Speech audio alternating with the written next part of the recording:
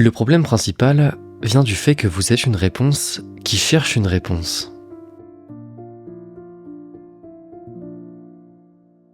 À un moment donné, dans la quête de soi, dans l'exploration intérieure ou dans l'apprentissage philosophique quotidien, on finit par atteindre un point de rupture. Un moment où l'on se sent enfin prêt, où quelque chose est sur le point d'éclore. On a passé de longs mois à chercher comment mener sa vie, comment changer sa vision du monde, de l'autre et de soi. Et pourtant, alors que tout est en place, rien ne se passe. Pas un bruit. Le monde nous regarde amusé, paisible et silencieux. Ce moment est difficile pour l'ego. J'avais, me concernant, emmagasiné des tonnes de lectures, des concepts, des idées et des auteurs, et rien ne se passait. J'étais comme un apprenti avec son gros sac à dos, rempli des idées durement amassées devant un immense temple. Je connaissais les mots magiques pour ouvrir les portes. J'avais étudié les rites, l'histoire du temple. Je croyais deviner les révélations qu'il avait à me faire. J'étais prêt au choc, à ce que ma vie change, à obtenir les réponses qu'il me fallait, sur moi, sur l'autre, sur la direction que je devais prendre dans ma vie. Mais rien. Et aujourd'hui, j'ai compris. Nos vies ne changent pas, ne changent jamais, pas plus que nous ne changeons en réalité. Cette idée du choc, de l'éclair de lucidité et de la quête pour y parvenir est une fausse piste. Tout se joue à un autre niveau. Un niveau beaucoup plus simple, beaucoup plus beau, beaucoup plus accessible. La vie n'est pas une quête vers la vérité, vers le savoir ou vers la justesse de soi. C'est tout autre chose. Le problème vient du fait que nous cherchons au lieu de goûter. Nous sommes des réponses sur pattes qui parcourent le monde à la recherche de réponses, là où notre existence est à elle seule toute la réponse dont nous avons besoin. Et aujourd'hui, je vais vous expliquer pourquoi. Bienvenue au Dolmen.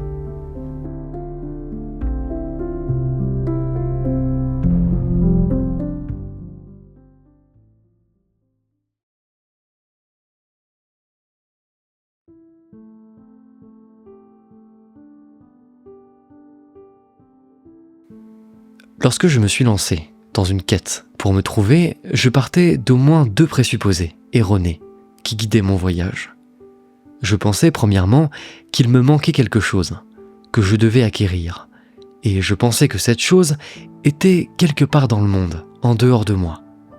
Alors, je cherchais frénétiquement la grande révélation, l'idée. Je consommais du contenu en reniflant cette piste savoureuse du renouveau, ces mots qui nous rendent, pensons-nous, plus intelligents et conscients. Beaucoup de gens ont intérêt à ce que nous croyions qu'il y a quelque chose à trouver, un mystère, un artefact, un nirvana, une philosophie secrète, et qu'ils sont les seuls à détenir les clés de ce mystère. Alors, tout le monde cherche. Si vous me suivez au Dolmen, vous cherchez, vous aussi probablement.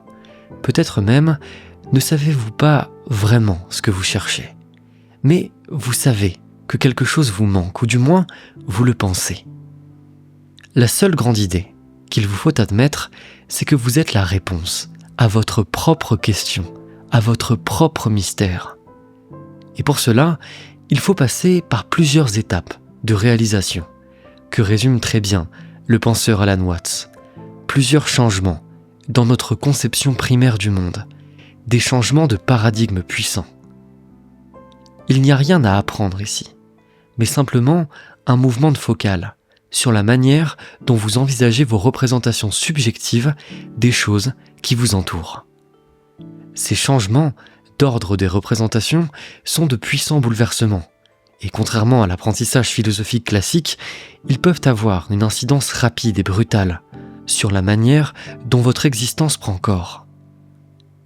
Aujourd'hui, je voudrais vous livrer un de ces changements de représentation, un de ceux qui m'a le plus parlé et que j'ai largement incorporé dans ma vision du monde, la possibilité du jeu.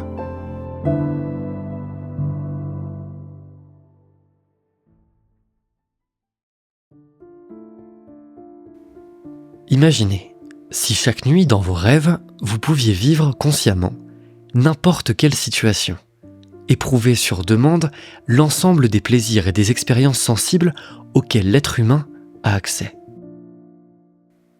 Vous utiliseriez ce pouvoir un grand nombre de fois. Vous essayeriez une multitude de combinaisons, de scénarios. Vous confectionneriez de nombreux rêves plus fous les uns que les autres. Mais inlassablement, après des années à jouer les architectes du rêve, vous finiriez par vous lasser. Alors, à ce moment précis, vous décideriez d'inclure des éléments aléatoires dans vos rêves. Vous diminueriez le contrôle conscient que vous faites de la réalité que vous expérimentez. Vous préféreriez vivre des aventures, de l'imprévu, des surprises, des déconvenues et pourquoi pas même des échecs. Bref, vous voudriez que vos rêves soient vivants. Eh bien, selon la théorie d'Alan Watts, c'est exactement ce qu'il se passe du point de vue de l'univers. Une force, quelque chose. Vous pouvez l'appeler Dieu, bien sûr, ou principe générateur, destin, nature, peu importe. Mais cette chose s'ennuie beaucoup dans son omnipotence créatrice. Alors, elle a décidé de briser sa routine en incarnant des fragments de sa conscience, en introduisant un peu d'aléatoire dans son expérience du monde, de limiter son pouvoir d'architecte puissant, mais finalement assez vite ennuyeux. Et tout ce processus donne une chose, elle vous donne vous. Vous êtes ce fragment d'univers qui s'incarne dans un être singulier, doté d'une conscience propre, d'un ego. Vous êtes un petit aventurier très distrayant et subjectif.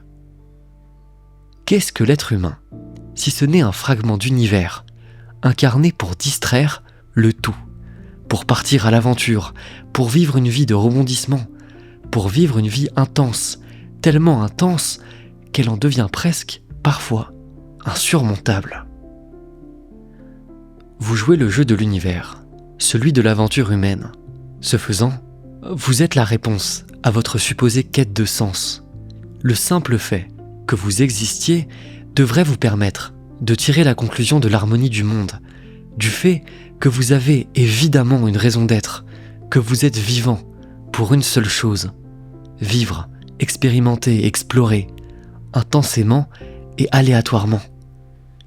Rappelez-vous de cette réplique d'Achille dans Troie. Les dieux nous envient parce que nous sommes mortels, parce que chacun de nos instants peut être le dernier. Pour Alan Watts, les choses sont assez semblables, à une différence près. Les dieux ne nous envient pas. Nous sommes des fragments des dieux. Nous sommes la réponse à l'ennui de l'univers. Nous sommes le résultat de son entreprise d'amusement. L'univers s'incarne dans l'homme comme être d'exploration.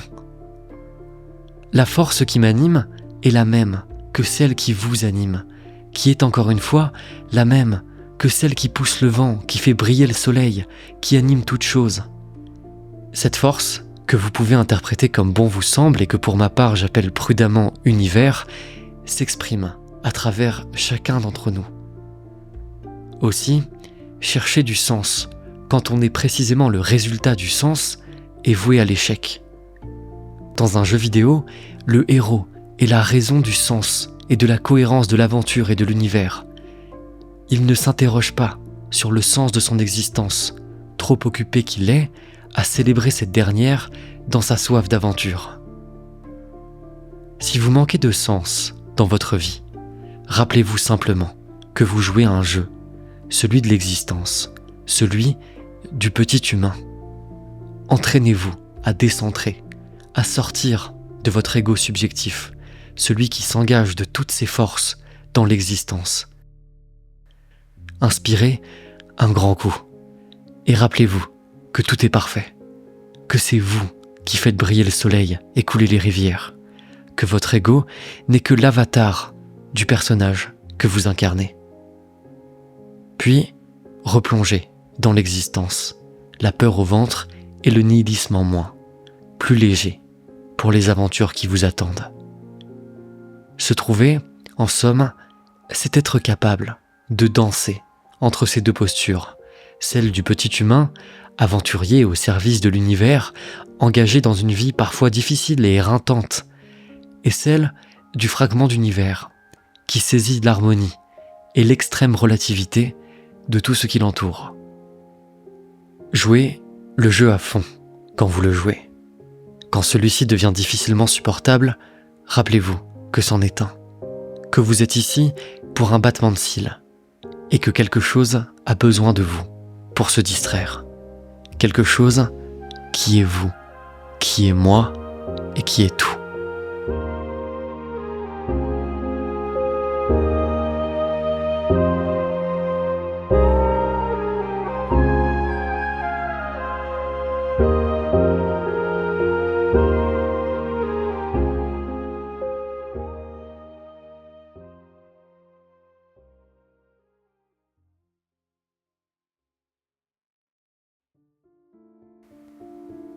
Nous arrivons à la fin de cet épisode, j'espère comme d'habitude qu'il vous aura plu. Je vous ai mis en description un lien pour vous procurer le livre d'Alan Watts, Au-delà de l'esprit rationnel, qui contient bien d'autres développements et idées, dont certaines que j'aurai l'occasion d'aborder au dolmen dans les semaines et les mois qui viennent. Je vous invite également, si vous êtes intéressé par mes réflexions et par d'éventuelles recommandations lecture, à vous abonner à ma newsletter que je vous envoie toutes les 2 semaines. Le lien est en description. Vous trouverez également mon Instagram en description si vous l'êtes tenu au courant en avance de mes futurs épisodes et de mes futurs thèmes de réflexion. Par ailleurs, plus généralement, si la question de la quête de sens et de la créativité vous intéresse, vous pourrez trouver en description mon parcours philosophique sur la création, composé donc d'un essai et de 10 vidéos exclusives, dans lesquelles j'aborde de nombreux thèmes, notamment la question de la motivation, de la peur, de la quête de soi, de la quête de sens. Je vous laisse regarder si vous voulez plus de détails. Et quant à moi, il est l'heure de vous dire à la prochaine pour une prochaine vidéo. Au revoir.